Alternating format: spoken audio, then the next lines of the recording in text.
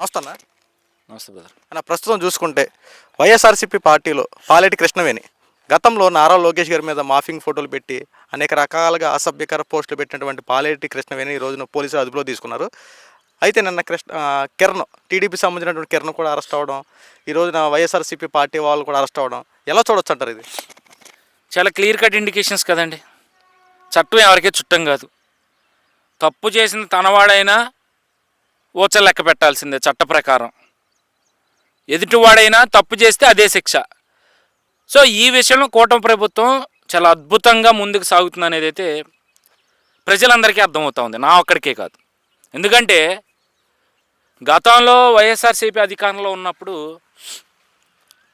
ఈ మార్ఫింగ్లు గీర్ఫింగ్లు అన్నీ పక్కన పెడితే వాళ్ళు, ఎందుకంటే తెలుగుదేశం కార్యకర్తలు వైసీపీ కార్యకర్తలు లాగానో లేదా వైసీపీ పేటీఎం బ్యాచ్ లాగానో ఏ రోజు మార్ఫింగులు చేసో లేదా తక్కువ చేసో కుటుంబాలని లేవనెత్తో వాళ్ళ ఇంట్లో ఉన్న మహిళల్ని ఉద్దేశిస్తూనో మేబీ ఎక్కడన్నా ఒకళ్ళిద్దరు చేసి ఉండొచ్చు. బట్ 98% మంది కార్యకర్తలు వైఎస్ఆర్సీపీ ప్రభుత్వం చేస్తున్న అరాచకాలని, రాష్ట్రాన్ని సర్వనాశనం చేస్తుందన్న బాధతో ఆ పార్టీని ప్రశ్నించే ప్రయత్నంలో భాగంగా వాళ్ళ మీద అక్రమ కేసులు పెట్టి వాళ్ళని చిత్రహింసలకు గురిచేసి 3rd డిగ్రీలు ఉపయోగించి కోర్టులను కూడా మోసం చేస్తూ కోర్టుల టైం వేస్ట్ చేస్తూ వాళ్ళ మీద ఏదైతే బాబాసాహెబ్ బిఆర్ అంబేద్కర్ గారు పేద బడుగు బలహీన వర్గాలకి అండగా నిలబడుతుందని చెప్పి సృష్టించిన ఒక చట్టాన్ని ఉపయోగించుకుంటూ దాన్ని ఒక తప్పుడు దారిలో తీసుకెళ్తూ ఎస్సీ ఎస్టీ అట్రాసిటీ కేసుని అక్రమంగా అన్యాయంగా అప్పటి తెలుగుదేశం కార్యకర్తల మీద కావచ్చు, జనసేన కార్యకర్తల మీద కావచ్చు, లేదా బీజేపీ కార్యకర్తల మీద కావచ్చు, లేదా నాయకుల మీద కావచ్చు, అక్రమంగా అన్యాయంగా బనాయించి వాళ్ళని జైళ్ళకు పంపించి రోజుల తరబడి వాళ్ళ కుటుంబాలని వాళ్ళ కోసం వేచి చూసే విధంగా చిత్రహింసలు పెట్టిన వైఎస్ఆర్సీపీ ప్రభుత్వం ఈరోజు చాలా నేర్చుకోవాలండి. తప్పు నీ వాడు చేస్తున్నప్పుడు వాడిని లేదా వాడు మాట్లాడుతున్న మాటల్ని ఖండించాల్సిన బాధ్యత ఆ పార్టీలో ఉన్న అధిష్టానానికి ఉంటుంది, అధినాయకుడికి ఉంటుంది. అరే ఆడు తిడుతున్నాడే, మన కోసం తిడుతున్నాడు, అరే భలేగా ఉంది, సంతోషంగా ఉంది, ఎంజాయ్ చేద్దామని చెప్పి ఎకిలి చేష్టలు ఎకిలి నవ్వులు నవ్వితే మేబీ ఆ రోజుకు నువ్వు నవ్వుతావేమో ఎకిలిగా. జీవితాంతం నువ్వు నీ కోసం నోరు జారి ఇష్టానుసారంగా మాట్లాడిన ఆ వ్యక్తులు జీవితాంతం వాళ్లే కాదు వాళ్ళ కుటుంబాలు కూడా బాధపడాల్సిన పరిస్థితి. ఈరోజు వైసీపీ ఓడిపోగానే పెద్ద పెద్ద నాయకుల దగ్గర నుంచి చోటా మోటా కార్యకర్తల వరకు కూడా పారిపోయి ఎక్కడో దాక్కోవాల్సిన పరిస్థితి ఎందుకు వచ్చింది? ఆ రోజు ఇష్టానుసారంగా సోషల్ మీడియాని నీచాతి నీచంగా వాడుకుని వాళ్ళ ఇంట్లో ఉన్న మహిళల్ని రోడ్డుకి ఈడ్చి మీరు ఆ రోజు సునకానందం పొంది ఈరోజు అధికారం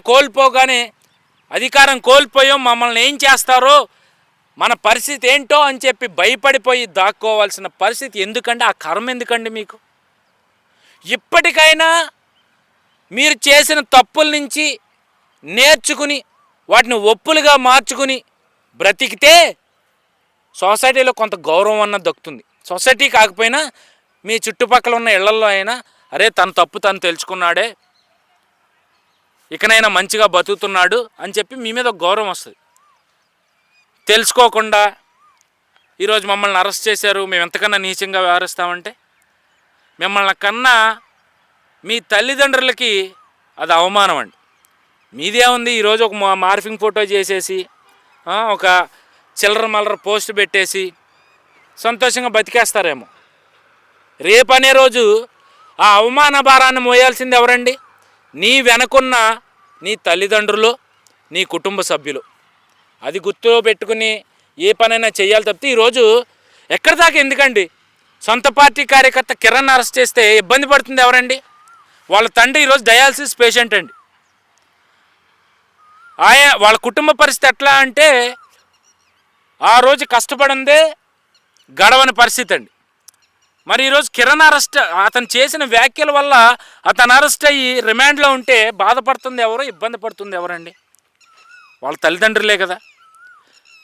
సో అది ఏ పార్టీ అయినా కావచ్చు, నువ్వు చేసిన కర్మకు ఫలితమే ఈరోజు నువ్వు అనుభవించాలి తప్పితే, అరే ఆ రోజు నేను చేసేసాను, నేను చేసింది మంచే, ఆ మంచిని కూడా తప్పుగా వక్రీకరిస్తున్నారు అని చెప్పి మీరు చేస్తున్న తప్పే మీకు నిజంగా అదే న్యాయంగా కనిపిస్తే ఇక మీరు బతికుంటాం కూడా వేస్ట్ అండి. ఈ భూమి మీద భూమికి భారం తప్పితే మీలాంటి వాళ్ళ వల్ల సొసైటీకి కానీ, ఆఖరికి మీరు కట్టుకున్న భార్యకు కానీ, మీ కుటుంబ సభ్యులకు కానీ ఎలాంటి ఉపయోగం ఉండదు.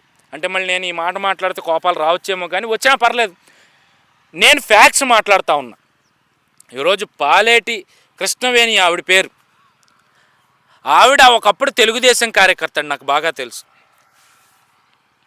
ఆ రోజు మంగళగిరి పార్టీ ఆఫీసు ఓపెనింగ్ సమయంలో, లేదంటే 2019 సమయానికి పార్టీ ఓడిపోయే సమయానికి ఆ పార్టీలో హార్డ్ కోర్ కార్యకర్త ఆవిడ. అధికారం కోల్పోగానే సంవత్సరం తిరక్క మునిపే పార్టీ మారిపోయి జెండా మార్చేసి, అప్పటి వరకు దేవుడు మా అన్న అని చెప్పి పొగిడిన ఆయన మీద తిరిగి మార్ఫింగ్లు చేస్తూ ఆయన కుటుంబాన్ని, ఆయన కుటుంబంలో ఉన్న మహిళల మీద మార్ఫింగ్లు చేస్తూ నీచంగా పోస్టులు పెట్టిందంటే మరి ఆవిడ కూడా ఒక మహిళే. ఆవిడ గురించి ఇంతకన్నా దిగజారి నేనైతే మాట్లాడలేను, ఆవిడ స్థాయికి అయితే నేను దిగజారలేను. ఎందుకంటే మహిళల పట్ల మా తెలుగుదేశం కార్యకర్తల్లో కావచ్చు, మా కూటమి ప్రభుత్వంలో కావచ్చు ఒక అమితమైన ప్రేమ ఉందండి. ప్రేమ అంటే మీరు అనుకునే లత్కోరు ప్రేమ కాదండి. ఒక తల్లిని మేము ఏ విధంగా గౌరవిస్తామో సొసైటీలో ఉన్న ప్రతి మహిళని మేము ఆ విధంగానే గౌరవిస్తాము, ఆ విధంగానే చూసుకుంటాము. అంతే తప్పితే పనికిమాలిన పోస్టులు పెట్టేసో, పనికిమాలిన కామెంట్లు చేసేసో ఈ క్షణాలు మేము ఆనందపడిపోయి మా అధినాయకుడు మాకేదో పదవి ఇచ్చేస్తాడనో ఆలోచించే వ్యక్తిత్వాలు మావి కాదు. మీరు తిట్టారని మీకు పదవులు ఇచ్చే వ్యక్తిత్వం మా అధినాయకుడిది అంతకన్నా కాదు.